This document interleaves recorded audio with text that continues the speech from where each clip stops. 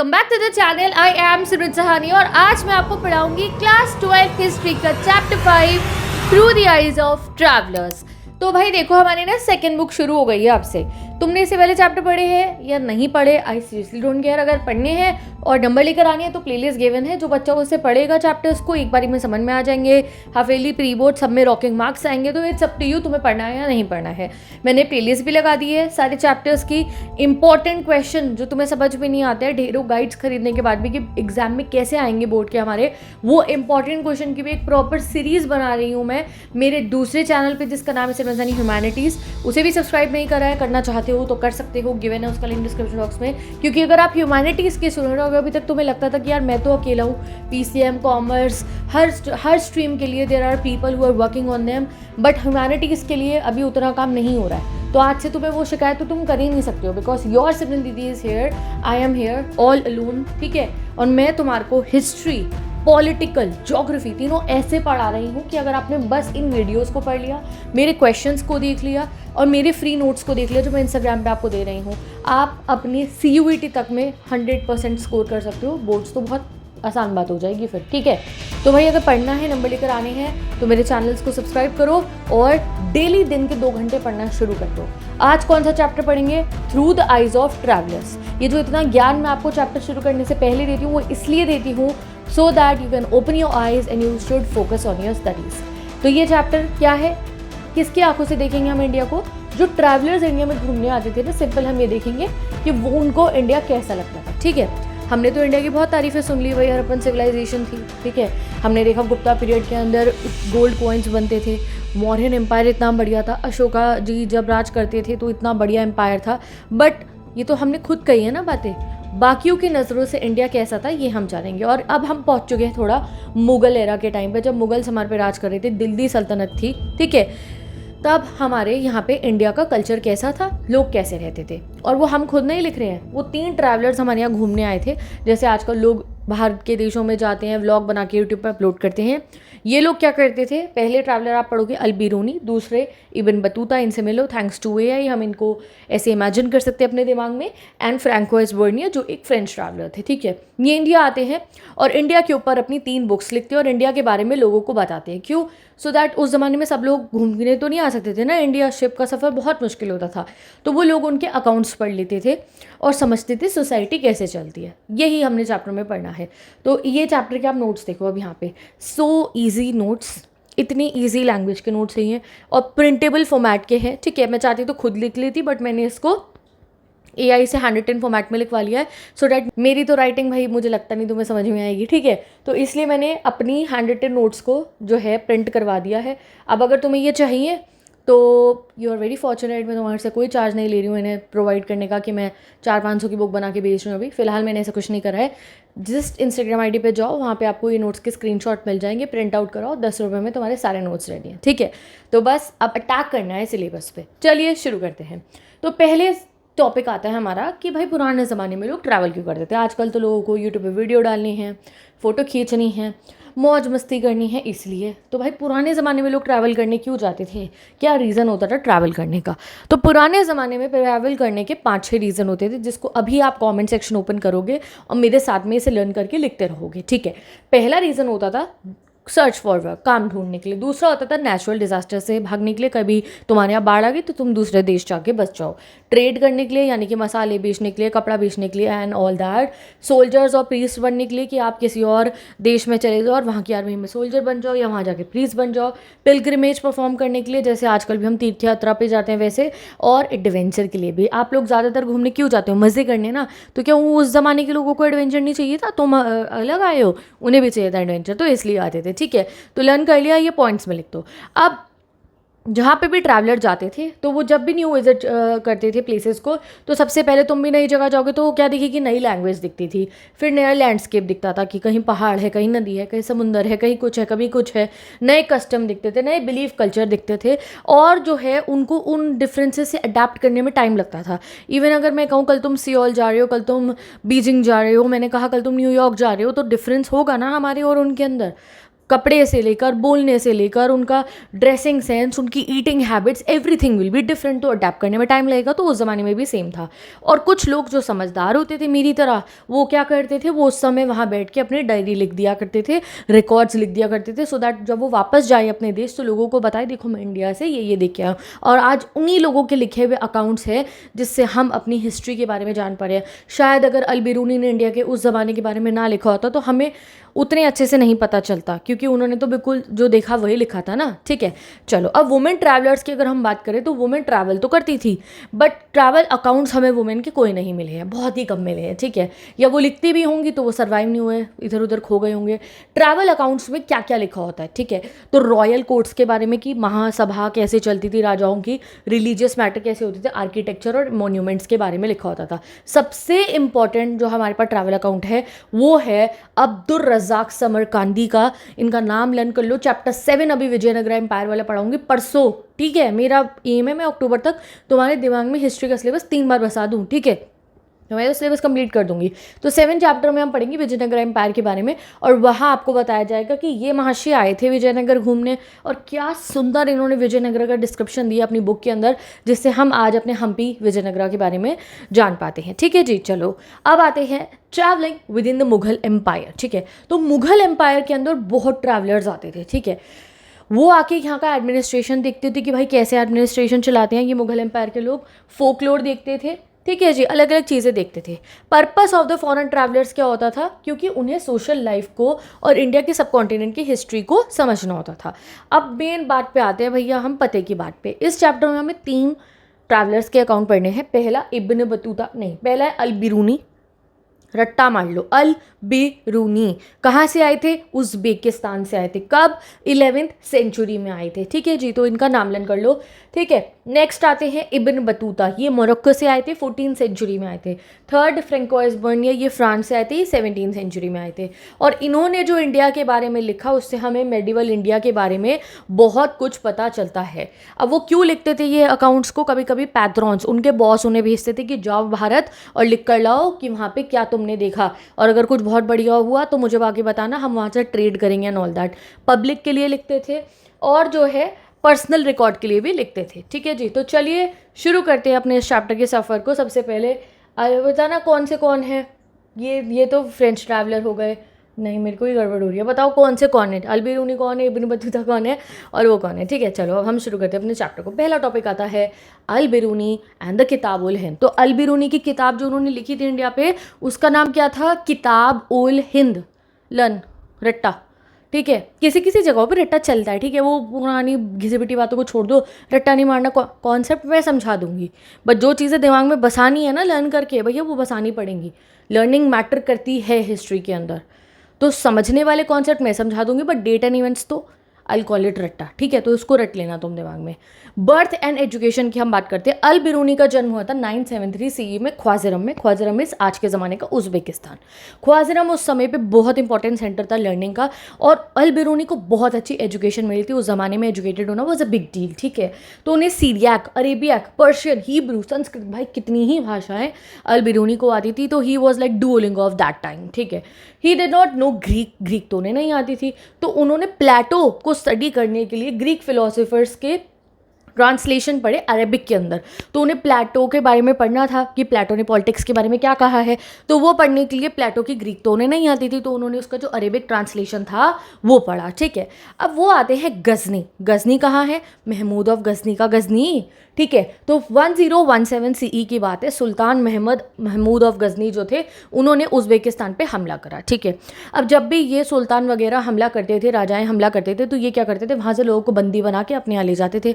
और ये हमारे अल-बिरूनी जी तो भाई कतई इंटेलिजेंट, ये कज़ामत डेगज़ी को मात देने वाले, तो उन्हें लगा भाई इतनी इंटेलिजेंट आदमी को मैं अपने देश ले जाता हूँ। तो महमूद ऑफ गजनी ने इन्हें भी बंधक बना के, हॉस्टेज लिखा है ना, बंधक बना के अपने स्कूल ले जाते हैं, अपने यहाँ ले जाते हैं, और उन्हें स्कॉलर और पोएट बना देते हैं अपने गजनी ले जाके। ठीक है, लेटर ऑन उन्हें गजनी खुद पसंद आने लग गया अल-बिरूनी को कि ये तो काफ़ी अच्छी जगह है, और वो अपनी मृत्यु तक वहीं रहे। 70 साल के होकर ये मरे थे और तब तक वो वहीं रहे। ठीक है, अब बीच में इनका इंटरेस्ट जाग जाता है जब ये गजनी में ही रह रहे होते इंडिया के अंदर। ठीक है जी, और वो संस्कृत बुक पढ़ना शुरू कर देते हैं, एस्ट्रोनॉमी पे, मैथ्स पे, मेडिसिन पे, जो ऑलरेडी अरेबिक में ट्रांसलेट हो चुकी थी। तो अभी तक उन्हें संस्कृत आती नहीं होगी, अरेबिक ट्रांसलेशन ही पढ़ रहे थे।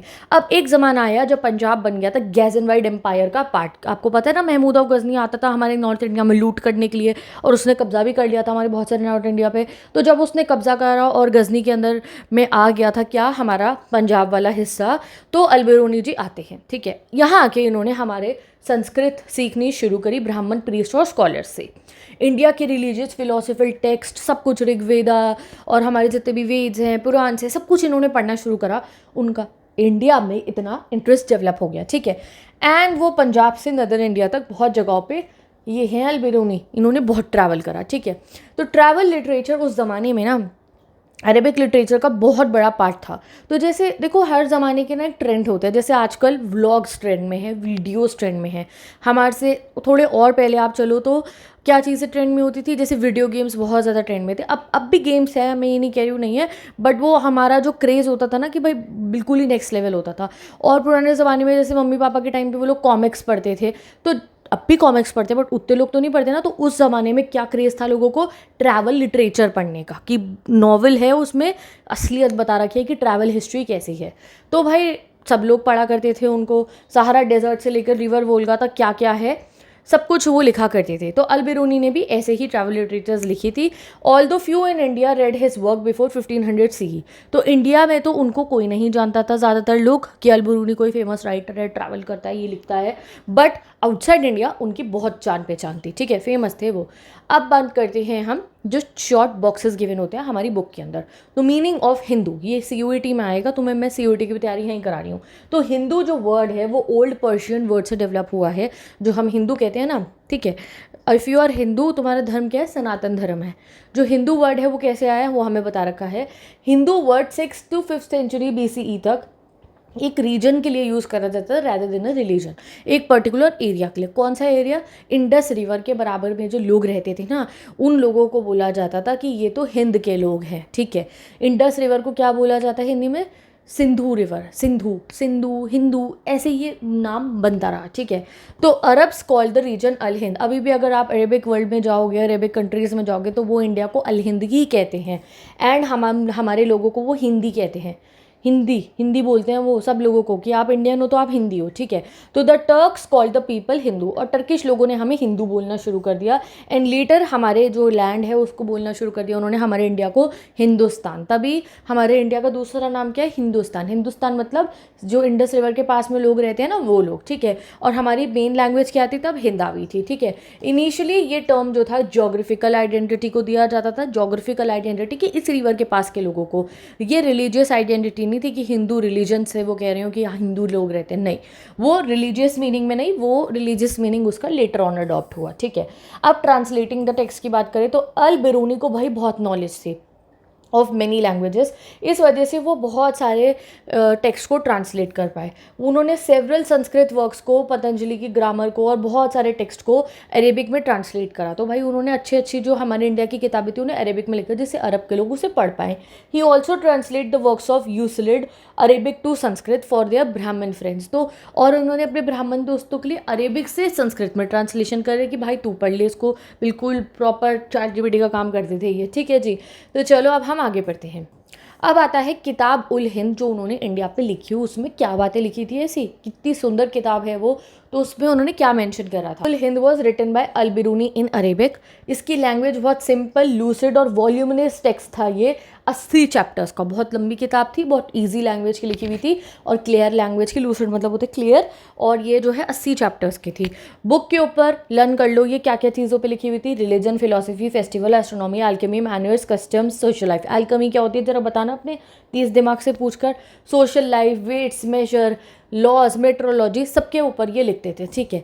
अब जितने भी इनका रिटन स्टाइल था ना, लिखने का स्टाइल था, वो काफ़ी अलग सा था। जब भी कोई चैप्टर शुरू होता था वो क्वेश्चन से शुरू होता था। वो क्वेश्चन करते थे भारत में लोग कैसे रहते हैं, जैसे क्वेश्चन लिखेंगे और नीचे उसका आंसर देंगे। Followed by a description based on Sanskrit tradition, और एंड करते थे उसको किसी और कल्चर के कंपैरिजन में। फिर बताया भारत के लोग ऐसे रहते हैं और उसका कंपैरिजन कर दिया कि अरब देश के लोग ऐसे रहते हैं। तो पहले क्वेश्चन लिखा, फिर आंसर लिखा, फिर उसका कंपैरिजन करके बताया। स्कॉलर्स ये कहते हैं कि ये सिस्टमैटिक स्ट्रक्चर अल बिरूनी की मैथमेटिकल अप्रोच दिखाता है, क्योंकि उन्हें मैथ्स बहुत पसंद थी, was a great mathematician also. तो जब उन्होंने हिंदी भी लिखी, मतलब उन्होंने थ्योरी भी लिखी ना, सॉरी, तो उसमें भी उन्होंने वो मैथ्स वाला रूल फॉलो करा। Al Biruni probably read the book for people living along the frontiers of the Indian subcontinent. तो इंडिया के लोगों के लिए उन्होंने वो किताब लिखी। Now he was familiar with Arabic translation of Sanskrit, Pali and Prakrit text. उन्हें पता था कि अरेबिक ट्रांसलेशन हो रखे हैं संस्कृत, पाली और प्राकृत टेक्स्ट के, जिसमें फेबल्स, एस्ट्रोनॉमी और मेडिसिन है। He criticise many of this translations and tried to produce a more accurate and systematic account. तो उन्होंने कहा, उनको क्या लगता था कि अरेबिक में जो ट्रांसलेशन हो रहे हैं ना, वो कहानियों के हो रहे हैं, फेबल से, जैसे जो नकली कहानियाँ होती हैं, उन्हें बहुत एक्यूरेट एक अकाउंट बनाना था जिससे असलियत दिखे। तो इसलिए उन्होंने किताबुल हिंद लिखी। अब आते हैं हम अपने दूसरे ट्रैवलर पे, इब्न बतूता, और इनकी बुक का नाम क्या था? इनकी बुक का नाम था रिहला, ठीक है। तो इन्हें बोला जाता है an early globe trotter. Globe trotter मतलब भाई पूरी दुनिया घूमने का शौक था इनको उस ज़माने में, जब प्लेन नहीं होता था, ना ही शिप होते थे, ठीक है। मतलब आज के ज़माने जैसे तो नहीं होते थे ना। तो रिहला ओवरव्यू पढ़ते हैं। तो इब्न बतूता के रिहला एक ऐसा ट्रैवल अकाउंट है जिसे अरेबिक में लिखा गया है। ये डिटेल इन्फॉर्मेशन देता है सोशल और कल्चरल लाइफ ऑफ इंडिया की फ्रॉम 14th सेंचुरी, यानी कि मुगल पीरियड के टाइम की, ठीक है। अब ये एक मोरक्कन ट्रैवलर थे। कौन थे? मोरक्कन ट्रैवलर थे इब्न बतूता, और ये तंजीर में पैदा हुए थे। कहाँ पैदा हुए थे? तंजीर में, ठीक है। ये भी एक बहुत ही एजुकेटेड फैमिली के मेंबर थे, और इनके फैमिली बहुत ही ज़्यादा मशहूर थी कि ये इस्लामिक फंडामेंटल लॉ जो है ना, उसको बहुत अच्छे से फॉलो करते थे। रिलीजियस लॉ को, जो शरिया होता है, उसको ही बहुत अच्छे से फॉलो करते थे। इन्होंने हर टाइप की एजुकेशन प्राप्त कर रखी थी, चाहे वो रिलीजियस हो, चाहे वो लिटरेचर हो, and from very young age वो बहुत ही स्मार्ट थे, ठीक है। तो ट्रैवल फिलोसफी की अगर हम बात करें, unlike many believe travelling and personal experience were more valuable source of knowledge than book.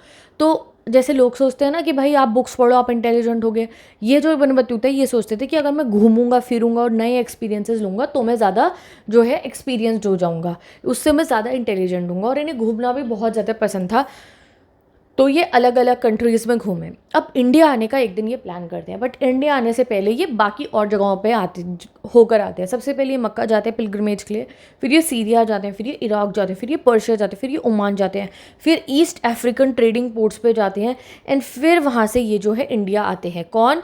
हमारे इब्न बतूता, ठीक है। चलो आगे बढ़ते हैं ना। इब्न बतूता के दिल्ली आने की जर्नी पढ़ते हैं कि भाई कैसे ये दिल्ली तक पहुँचे थे। काफ़ी मुश्किल सफ़र रहा था दिल्ली तक आने का भी।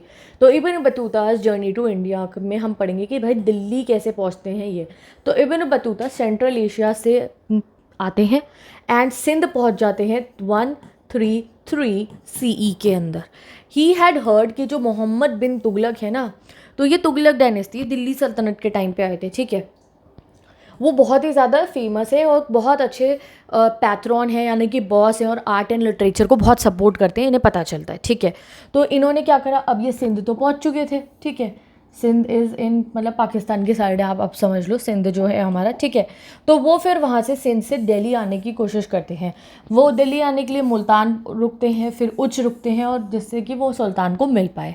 सुल्तान से जैसे ही वो मिलते हैं तो सुल्तान देखते हैं और ये तो बहुत समझदार है, ये तो उसको तो शरिया की भी पूरी नॉलेज है, तो वो उनको काजी यानी कि दिल्ली का जज बना देते हैं।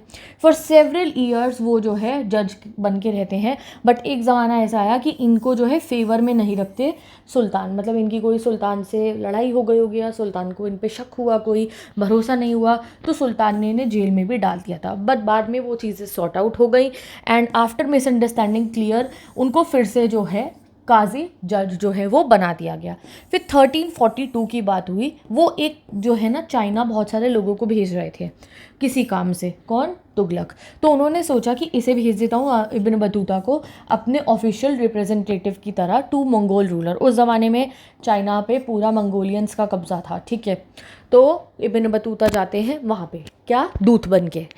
चलो, ट्रैवल्स आफ्टर दिल्ली, ठीक है। तो अब इंडिया में उन्हें पता था मैं और नहीं रह सकता हूँ, क्योंकि मुझे सुल्तान तो कहाँ भेज रहे हैं, चाइना भेज रहे हैं, मंगोल के राजा के पास। और अभी उनका इंडिया में पूरा सफ़र पूरा तो नहीं होता, वो तो दिल्ली दिल्ली ही रहे थे ज़्यादातर। तो उन्होंने सोचा भाई वहाँ जाने से पहले ना, मैं चाइना जाने से पहले ज़रा इंडिया तो घूम लूँ, बाकी कब मौका मिलेगा मुझे।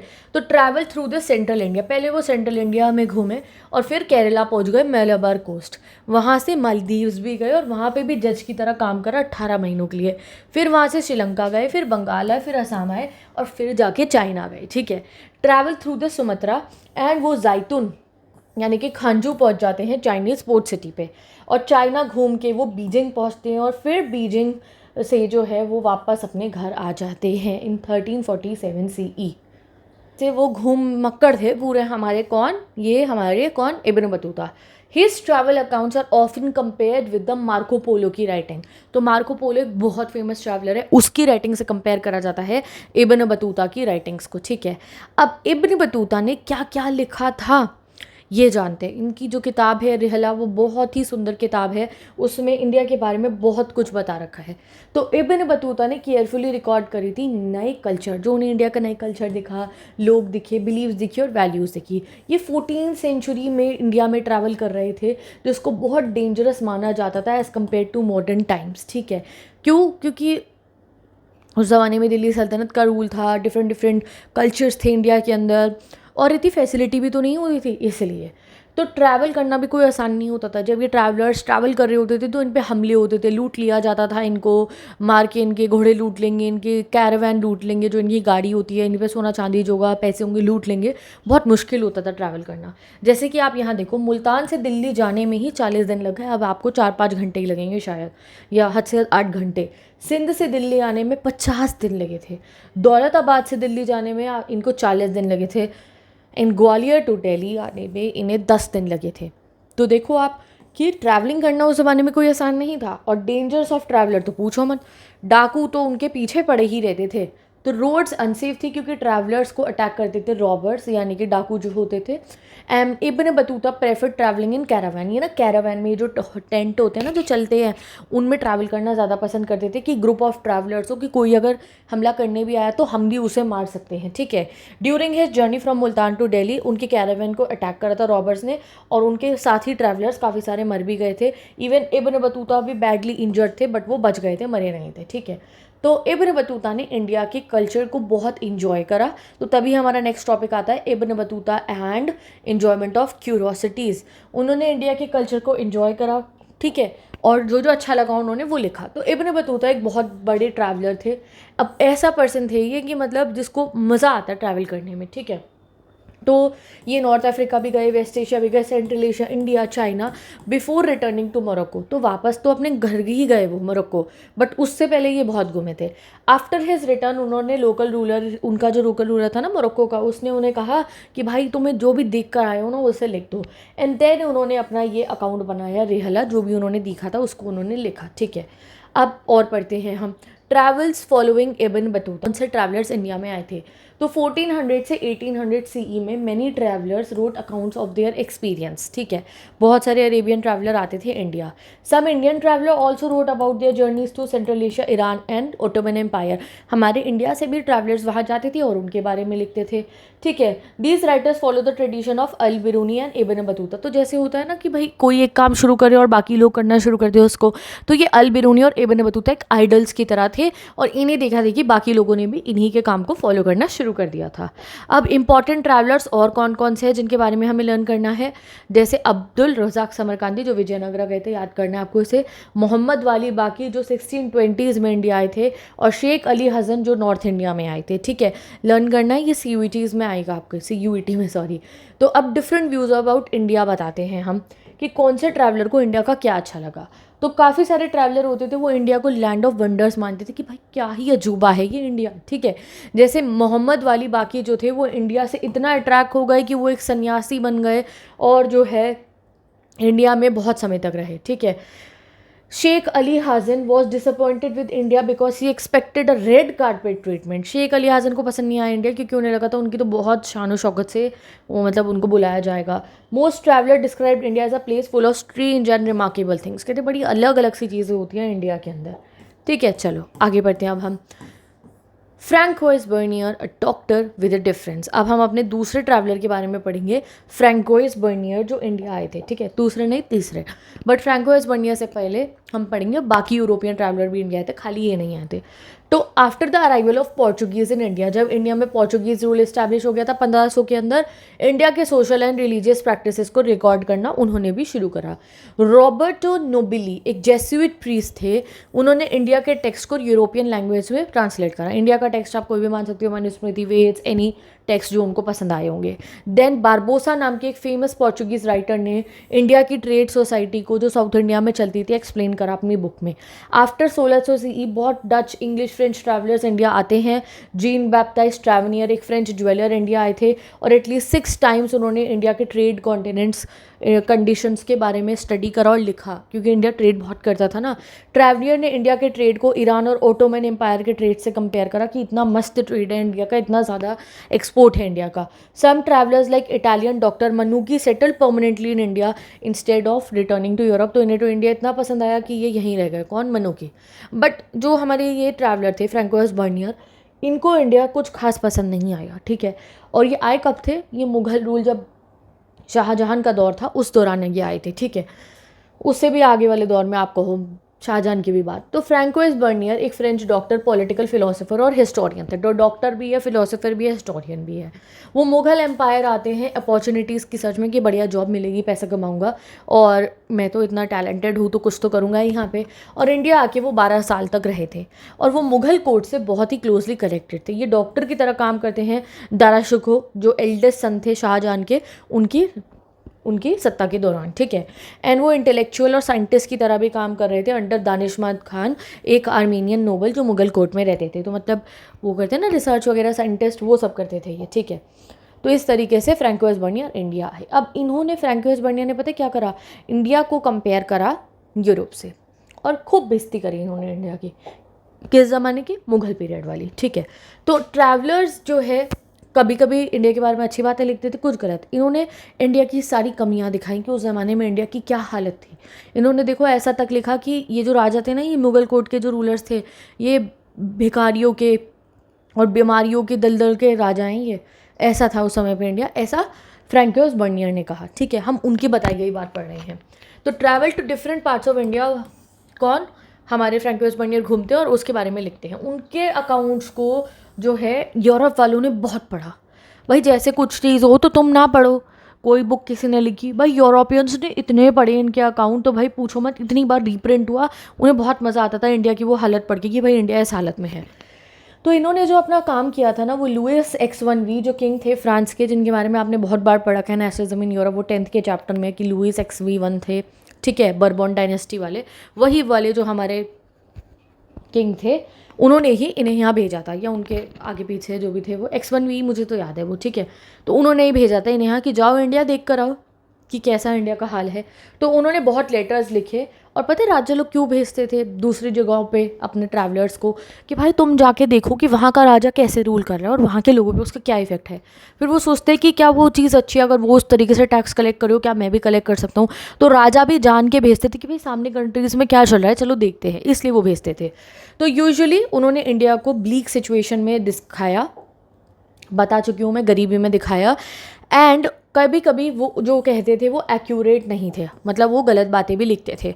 बट उनकी राइटिंग इतनी फेमस हुई जो मैं आपको बता चुकी हूँ। फ्रांस में ही 1670 से 71 में इनकी वर्क को बार बार पब्लिश करा गया, ठीक है। यानी कि एक बार पब्लिश हुआ और उसके बाद बार बार री एडिशन आते रहे, जैसे मनी NCERT के आते हैं। इन्होंने जो फ्रेंच में लिखा उसे इंग्लिश, जर्मन, इटालियन तक जो है ट्रांसलेट करा गया 5 सालों तक। और 670 से 1725 तक इनकी बुक को बहुत बार रीप्रिंट करा गया।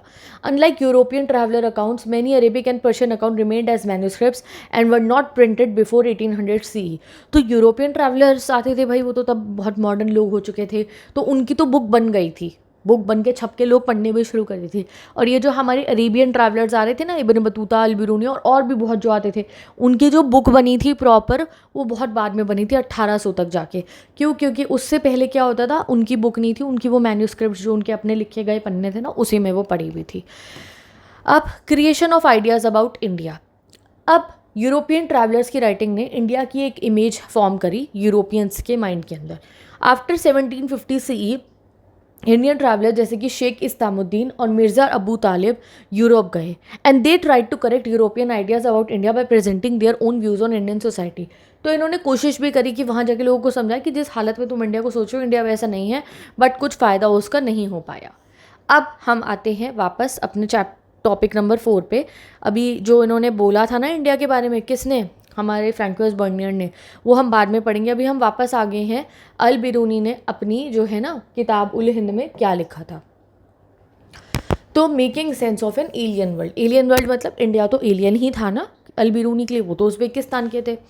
तो ओवरकमिंग बैरियर्स टू अंडरस्टैंडिंग, अब मैंने आपको बताया कि उन्होंने ब्राह्मण दोस्त बनाए अल बिरूनी पहले वाले राइटर ने, और उन्होंने संस्कृत लर्न करी, तो it was not very easy, ठीक है। तो क्या क्या होता था वो बताते हैं कि काफ़ी बार ट्रैवलर जो है इंडिया की प्रैक्टिसेस को समझने की बहुत कोशिश करते थे। Different travellers different method use करते थे इंडिया की सोसाइटी को समझने के लिए। अल बिरूनी को पता था कि अगर मुझे इंडिया को समझना है तो बहुत बैरियर्स हैं। क्यों, तुम खुद सोचो, तुम्हारे सामने अगर कोई बाहर के देश का इंसान आएगा, अगर तुम थोड़े इंट्रोवर्ट हो तो तुम उससे बात नहीं करोगे, और नॉर्मल बात करके रास्ता वास्ता बता भी दोगे तो सब कुछ तो नहीं बताना चाहोगे ना खुद, फॉर योर सेफ्टी। तो उस ज़माने में तो लोग और ज़्यादा सेफ्टी की प्राइवेसी पसंद करते थे, तो ज़्यादा वो बात नहीं करते थे बाहर के लोगों से। तो barriers identified by Al Biruni क्या क्या थे, वो कहते हैं सबसे पहले तो संस्कृत बहुत डिफरेंट थी अरेबिक पर्शियन से, जिससे ट्रांसलेशन बहुत मुश्किल था, तो संस्कृत कोई ईजी लैंग्वेज तो नहीं है। दूसरी, रिलीजियस बिलीफ बहुत ऑब्स्टेक, और तीसरी, सेल्फ एब्जॉर्प्शन, लोकल लोग सिर्फ अपने ही में ही रहना खुश रहना पसंद करते थे, एंड उन्हें दूसरे कल्चर्स के बारे में जानने का शौक नहीं था। तो हम इंडियंस अपनी लाइफ में खुश थे, हमें नहीं जानना था बाहर के कल्चर्स में क्या हो रहा है, मतलब ऐसा अल बिरूनी को लगा कि लोग इतना खुश और खुल के बात नहीं करते थे। Sources use by Al Biruni, despite this barrier कि लोग बात नहीं करते ज़्यादा, language barriers and all that, Al Biruni ने बहुत सारी बातों को समझा और अपने अच्छे अच्छे दोस्त बनाए और इंडिया के बारे में लिखा। उन्होंने वेद पढ़े, पुराण पढ़े, भागवत गीता पढ़ी, पतंजलि की वर्क्स पढ़े और मनुस्मृति पढ़ी, and then he got to know about India, ठीक है। चलो अब आगे बढ़ते हैं। अल बिरूनी ने डिस्क्रिप्शन दिया हमारे कास्ट सिस्टम का। भाई जब उन्होंने पढ़े होगा हमारे धर्मशास्त्र, मनुस्मृति पढ़ा उन्होंने, तो उनको कास्ट सिस्टम के बारे में भी पता चल गया कि इंडिया में कैसा कास्ट सिस्टम है, वर्ण सिस्टम है बेसिकली। तो उन्होंने उसके ऊपर भी अपना एक ओपिनियन दिया। तो अल बिरूनी ने इंडिया के कास्ट सिस्टम को पढ़ा और उन्होंने उसको कंपेयर करा with social division in other society. उन्होंने कहा ये खाली इंडिया में ही नहीं है कि ये वर्ण सिस्टम होता है, हायरार्की में होता है कि ब्राह्मण सबसे ऊपर, फिर क्षत्रिय, फिर वैश्य, फिर शूद्र, ऐसे तो हर जगह होता है, पर इस टाइप का नहीं होता। उन्होंने बताया कि एंशियंट पर्शिया में भी 4 सोशल कैटेगरीज है, जैसे नाइट्स और प्रिंसेस, मॉन्क, फायर प्रीस्ट और लॉयर्स, फिजिशियन, एस्ट्रोनॉमर, साइंटिस्ट और peasant and artisans. He suggested that ये सोशल डिवीजन मेनी सोसाइटीज़ में एग्जिस्ट करता है और ये कोई इंडिया के लिए यूनिक नहीं है। He also mention that Islam में all people are considered equal. वो कहते हैं बट ऐसा नहीं है कि ये दो लोग एक दूसरे से कोई ऊपर नीचे है, नहीं। इवन इस्लाम में वो बताते हैं कि हर इंसान इक्वालिटी से माना जाता है।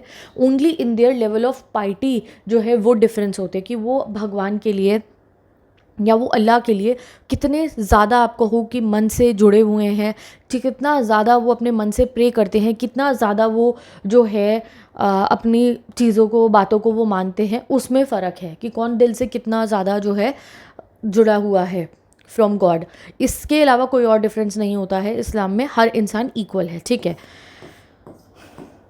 तो वो बताते हैं कि इस्लाम में इक्वालिटी होती है, ठीक है, कास्ट सिस्टम बेस्ड डिस्क्रिमिनेशन नहीं होते। ऑल्दो अल बिरूनी ने एक्सेप्ट करा ब्राह्मणिकल एक्सप्लेनेशन ऑफ कास्ट, तो उन्होंने कहा कि मैं एक्सेप्ट करता हूँ जो ब्राह्मण्स ने ये कास्ट सिस्टम दिया, मैं इसको भी एक्सेप्ट करता हूँ, पर ये जो आइडिया है पॉल्यूशन का, अनटचेबिलिटी का, उसको वो एक्सेप्ट नहीं करते।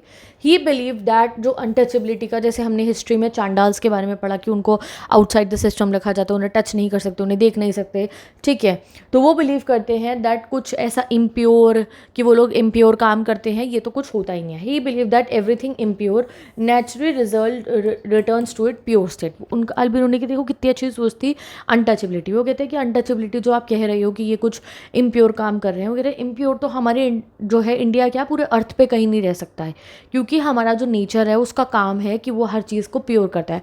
फायर, वाटर, एयर, इनका काम क्या है कि वो कोई भी इम्प्योर चीज़ को प्योर कर देते हैं। उन्होंने बताया कि जो सन है वो एयर में से कीटाणु जो होते हैं, बैक्टीरियाज जो होते हैं, उनको मार देता है। सॉल्ट जो है सी वाटर को पॉल्यूट होने से बचाता है। तो अकॉर्डिंग टू हिम ये जो सोशल पॉल्यूशन का आइडिया है ये तो नेचर के लॉस के खिलाफ है, इसलिए वो अनटचेबिलिटी के सख्त खिलाफ थे।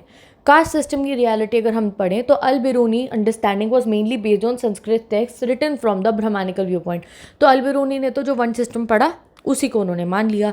In real life caste system उतना स्ट्रिक्ट नहीं होता था जितना हमारे जो है टेक्स्ट में पढ़ाया गया था। तो उतना स्ट्रिक्ट नहीं होता था वन सिस्टम जितना हम पढ़ते थे। लोगों में फिर भी दया भाव होती थी, ठीक है, बट कहीं जगहों पे नहीं भी होती थी। हमने देखा भी है हमारे इंडिया में हमने कितने समय तक इस चीज़ को डील करा और कितने हमने जो है स्ट्रगल करके आज हम एक इक्वालिटी वाली सोसाइटी को बना पाए हैं।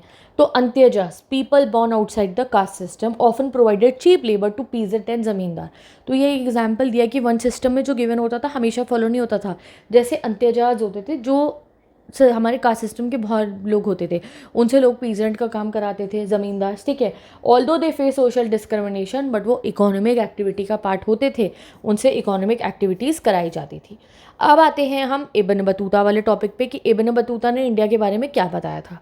तो इब्न बतूता 14th सेंचुरी में इंडिया में आए थे और इस समय में इंडिया ग्लोबल नेटवर्क का पार्ट था। इंडिया से central Asia, China, north west जो एरिया है हमारा, अफ्रीका का, यूरोप का, हर जगह ट्रेड होता था, ठीक है जी। तो इन्होंने इंडिया की अलग अलग जगहों को विजिट करा, सेक्रेट प्लेसेस को भी, बहुत स्कॉलर्स रूलर से मिले, काजी की तरह ये काम कर रहे थे, जज की तरह, और इन्होंने बहुत कल्चर्स को देख रखा था, अरेबिक को, पर्शियन को, टर्किश को, बहुत लैंग्वेजेस ये जानते थे, तो इसलिए ये बहुत आइडियाज़ समझ पाए, ठीक है। अब इनकी जो राइटिंग्स थी उसमें वो रिलीजियस पीपल के बारे में लिखते थे, किंग के बारे में, ऑर्डिनरी मैन एंड वुमेन के बारे में।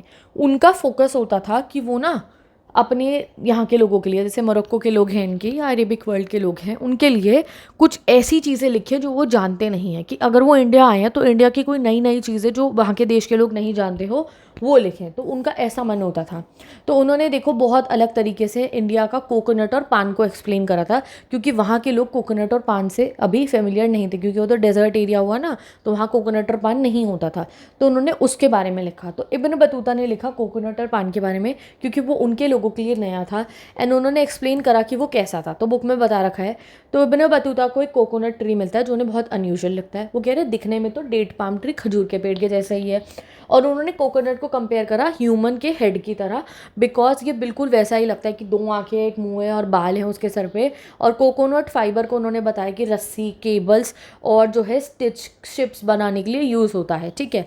फिर इन्होंने पान के बारे में एक्सप्लेन करा कि पान को सिर्फ उसकी पत्तियों के लिए उगाया जाता है, पहले इसको च्यू करा जाता है, मतलब उसके अंदर जो सुपारी डलती है उसको, फिर उसमें जो है चौक डाली जाती है, चूना, टू द पान लीफ, एंड फिर च्यू करा जाता है। उन्होंने पान को एक न्यू एंड अनयूजुअल चीज़ की तरह दिखाया अपने रीडर्स को, एंड सिंपल डिस्क्रिप्शन नहीं दिया इन्होंने, बहुत अलग टाइप का डिस्क्रिप्शन दिया, but easy understanding.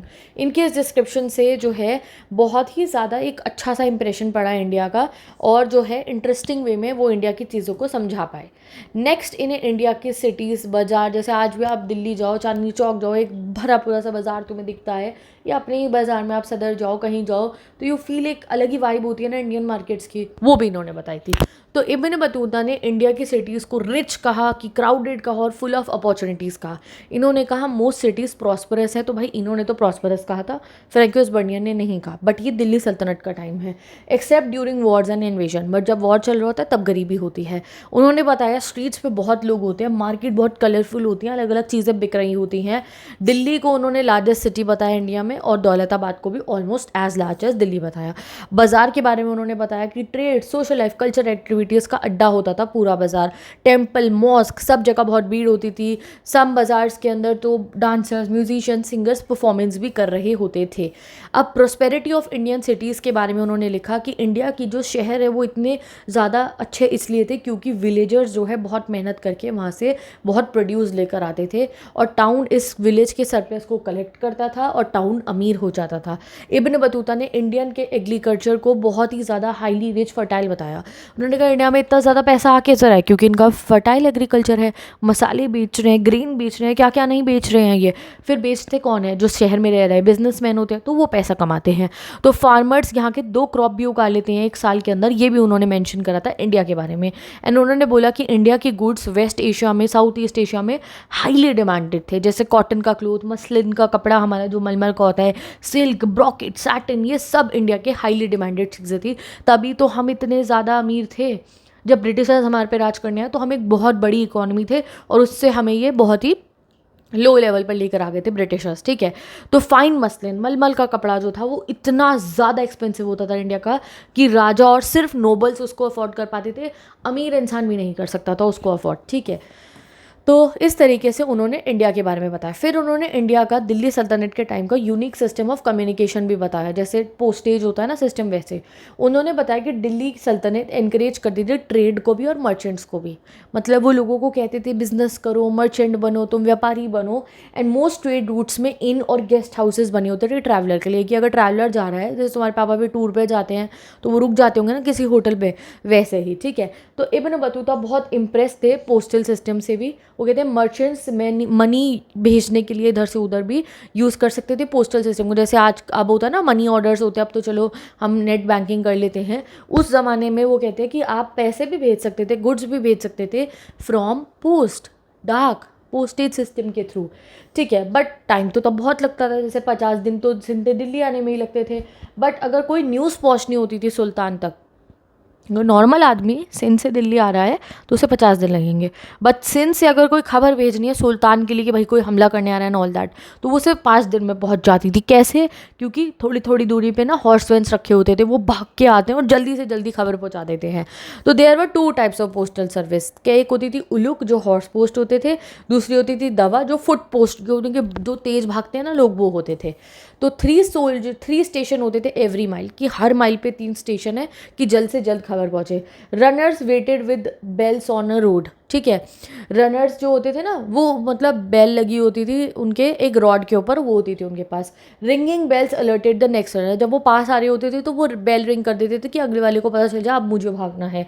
And each runner carried the letter to the next station, भाग भाग के नेक्स्ट स्टेशन तक लेटर दिया जाता था। Foot post was faster than the horse post, तो भाई हॉर्स पोस्ट से भी फास्टर होता था फुट पोस्ट। एंड इसको ट्रांसपोर्ट करने के लिए फ्रेश फ्रूट्स को भी यूज़ करा जाता था फ्रॉम खुशराना टू इंडिया, ठीक है, खुरासान टू इंडिया, ठीक है। तो इवन अगर राजा जी को ताज़े फल खाने होंगे तो वो भी वो फुट पोस्ट के थ्रू मंगा लिया करते थे। अब आते हैं हम टॉपिक नंबर 6 पे, Bernier and the degenerate east. Degenerate east मतलब जो उन्होंने इंडिया की नाजुक हालत दिखाई। चलो पढ़ते हैं। तो फ्रैंकियर्स बर्नियर ने इंडिया को कंपेयर करा यूरोप से, स्पेशली फ्रांस से, जो उस ज़माने में बहुत मॉडर्न हो चुका था। इब्न बतूता ने तो अच्छी चीज़ों पे फोकस करा था, उन्होंने इंडिया की बस प्रॉब्लम पे फोकस करा। बर्नियर ने उन्हें पॉलिसी मेकर्स, गवर्नमेंट लीडर्स और एजुकेटेड पीपल जो यूरोप के थे ना, उनको इंडिया की हालत बतानी थी। उनकी बुक्स का नाम था travel in the Mughal empire, और उसमें डिटेल डिस्क्रिप्शन थे और उनका ओपिनियन था मुगल एम्पायर के ऊपर। उन्होंने मुगल हिस्ट्री को एक्सप्लेन करने की कोशिश की, ठीक है। तो चलो पढ़ते हैं उन्होंने क्या बताया। तो his analysis was based on the view point of framing the east as degenerate. तो वो इंडिया को ईस्ट को ईस्ट या इंडिया को कहते हैं, ठीक है, जैसे हम इन्हें वेस्ट कहते हैं तो ये हमें ईस्ट कहते हैं। डीजेनरेट करना था, मतलब इन्हें हमारी कमियां दिखानी थी। सबसे पहले इन्होंने इंडिया की वाइड स्प्रेड पॉवर्टी भी दिखाई। इवन पेलासेट नाम के एक डच ट्रैवलर भी इंडिया में आए थे 17th सेंचुरी में। Like Bernier he was shocked by the widespread poverty in India. भाई पॉवर्टी तो थी इंडिया में 17th सेंचुरी में, एक और ट्रैवलर ने भी कहा था। उन्होंने बोला कि जो गवर्नमेंट है वही उनकी गरीबी की रिस्पॉन्सिबल है लोगों की। तो आप देखो मुगल पीरियड के बाद हमारे लोगों की क्या हालत हुई थी कि लोग गरीबी में थे। अकॉर्डिंग टू हिम पीजेंट्स को इतना हैवी टैक्स पे करना पड़ रहा था कि उनके पास खाने के लिए भी कुछ नहीं बचता था। Now the question of land ownership. तो इंडिया में बहुत गरीबी थी उस ज़माने में जब मुगल रूल चल रहा था। ये तो वैसे भी दारशकों के टाइम पे थे, शाहजहां के बाद वाले रूलर के, ठीक है। तो बर्नियर ने बिलीव करा कि प्राइवेट ओनरशिप ऑफ लैंड जो है वो नहीं थी इंडिया में, और यही डिफरेंस था मुगल इंडिया और यूरोप में, कि जो लोग हैं, जो फार्मर है, उस पर अपनी ज़मीन है ही नहीं। जो ज़मींदार है वो ज़मीन उसकी भी नहीं है, तो इसलिए कोई मेहनत ही नहीं करता है एग्रीकल्चर को अच्छा करने के लिए, क्योंकि उसे पता है वो ज़मीन मेरी नहीं है, मैं कल को अपने बेटों को नहीं दे सकता हूँ, वो मेरी तो रहेगी ही नहीं, ठीक है। बस उन्हें उस पर काम करके टैक्स पे करना होता था गवर्नमेंट को। तो उनको ये था कि भाई प्राइवेट प्रॉपर्टी तो अलाउड होनी चाहिए, प्राइवेट प्रॉपर्टी होगी तभी आप अपने लिए कुछ करोगे। He believe that Mughal empire में emperor owned all the land and distributed among the nobles. तो फ्रैंकोइस बर्नियर ने क्या समझा कि जो राजा है मुगल रूलर, ठीक है, वो सारे के सारे लैंड का इंडिया का जो है मालिक है, और वो उसके टुकड़ों को जो है अपने नोबल्स को, यानी कि अपने राज के लोगों को, जो उसके रिश्तेदार हो गए या जो उसके सगे संबंधी हो गए, उनको जो है बांट दिया करता था कि ये नोबल्स तुम्हारी है।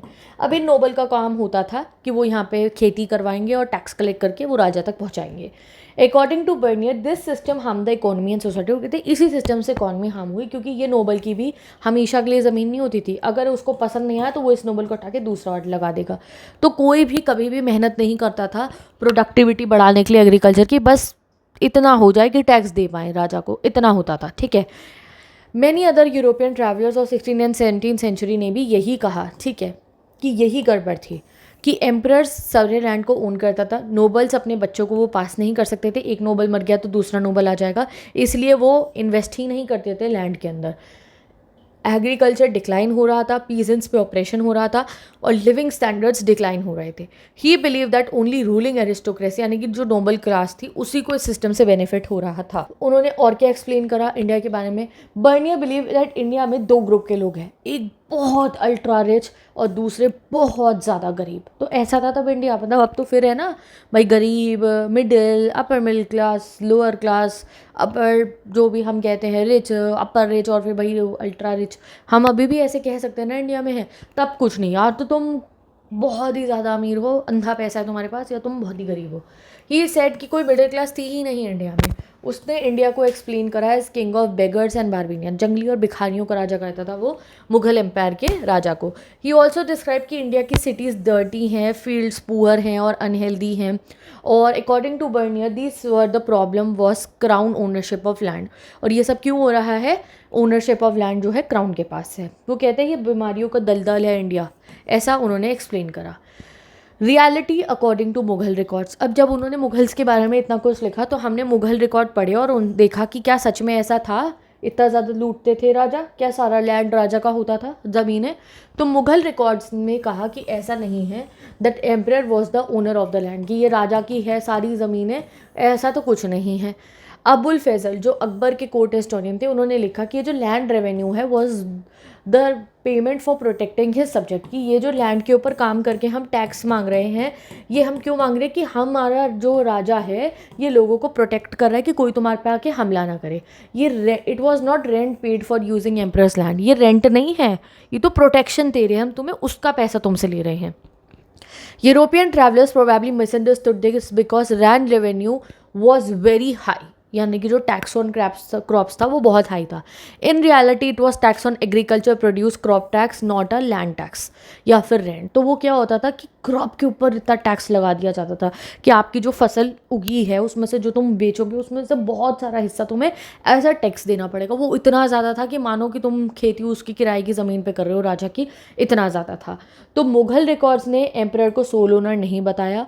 अबुल फैजल ने कहा लैंड रेवेन्यू पेमेंट है प्रोटेक्शन ऑफ पीपल के लिए, और मिसअंडरस्टैंड हुआ है ये कि उन्होंने इस चीज़ को मिसअंडरस्टैंड कर लिया यूरोपियन ट्रैवलर ने, ठीक है। अब बर्नियर ने जो इंडिया की ये हालत नाजुक दिखाई बहुत ज़्यादा, उसका इम्पैक्ट क्या हुआ है वर्ल्ड पे। तो बर्नियर की राइटिंग से यूरोपियन थिंकर्स इन्फ्लुएंस हुए।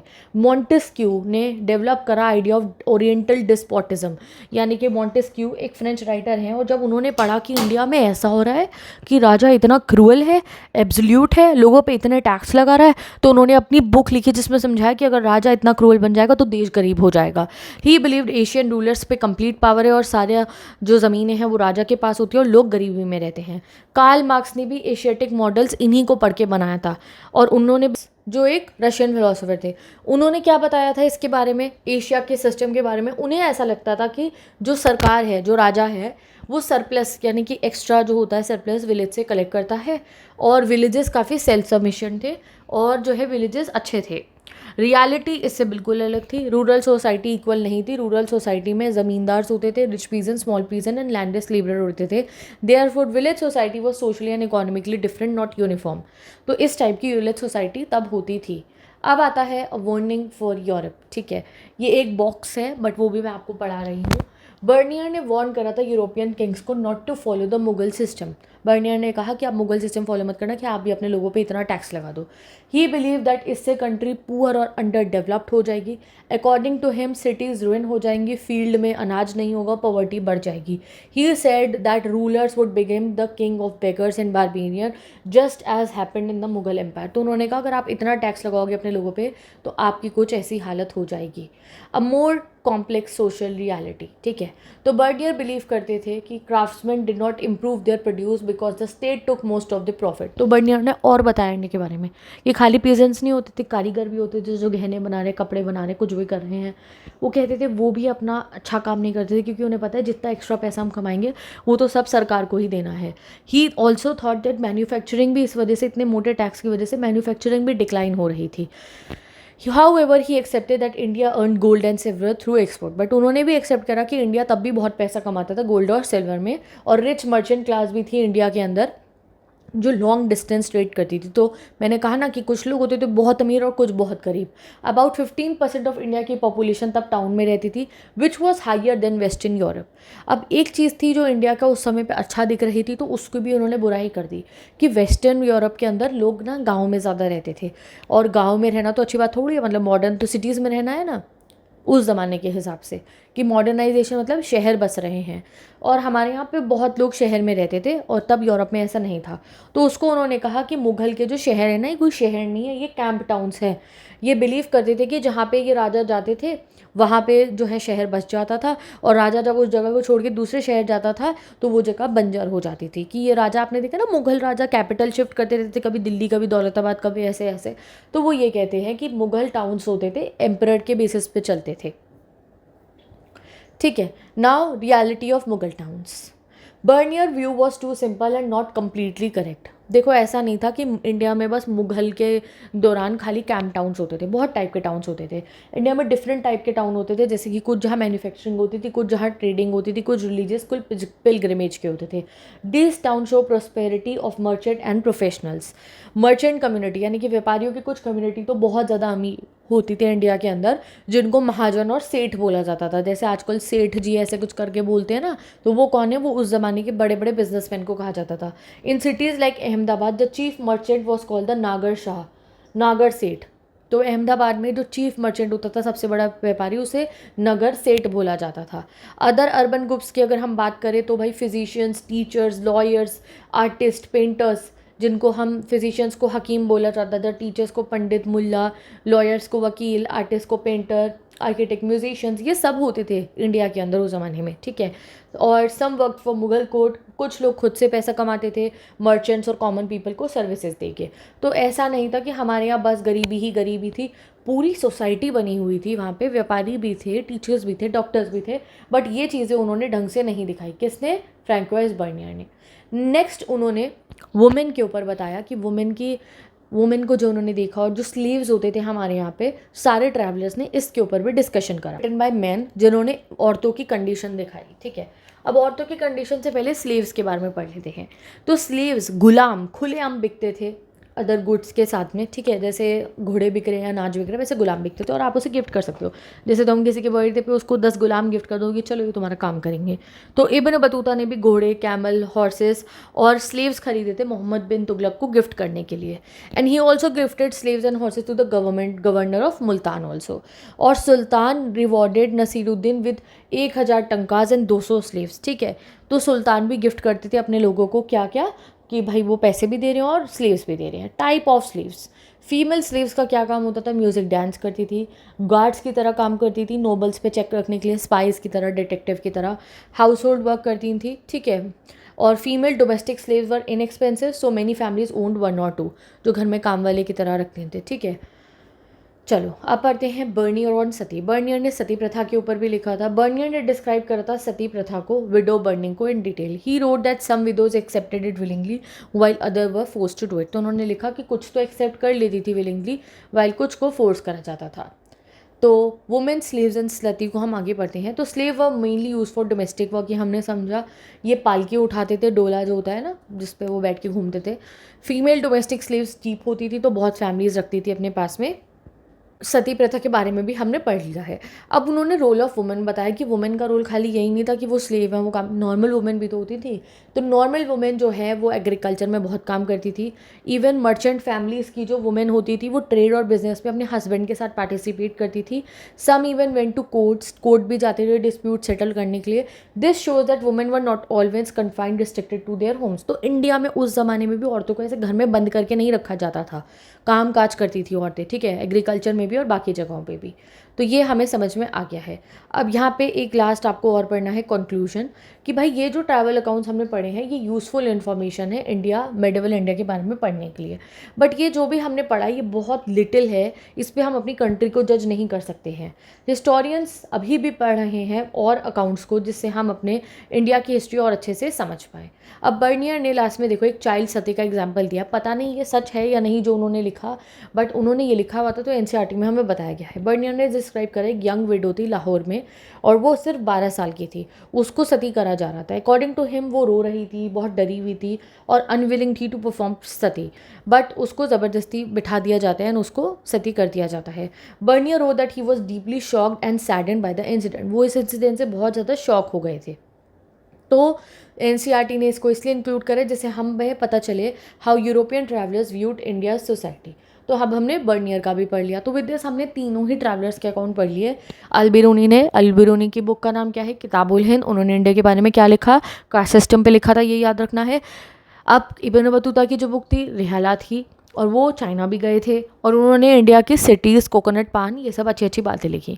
अब फ्रैंकोइस बर्नियर ने इंडिया की गरीबी दिखाई, मुगल रूल में कितने टैक्स कलेक्ट करे जाते थे ये दिखाया, स्लेव्स, वुमेन, सती प्रथा के बारे में बताया और उस ज़माने में इंडिया की सोसाइटी कैसी थी, शहर में लोग ज़्यादा रहते थे, क्या क्या काम करते थे, ये चीज़ें आपको याद करनी है। अब चैप्टर तुम्हें समझ में आ चुका है। अब मैं क्वेश्चंस करा दूंगी और मेरे नोट्स में से एक बार पढ़ लूँगी तो रिविजन हो जाएगा। With this I take best of luck and I will meet you in the next video.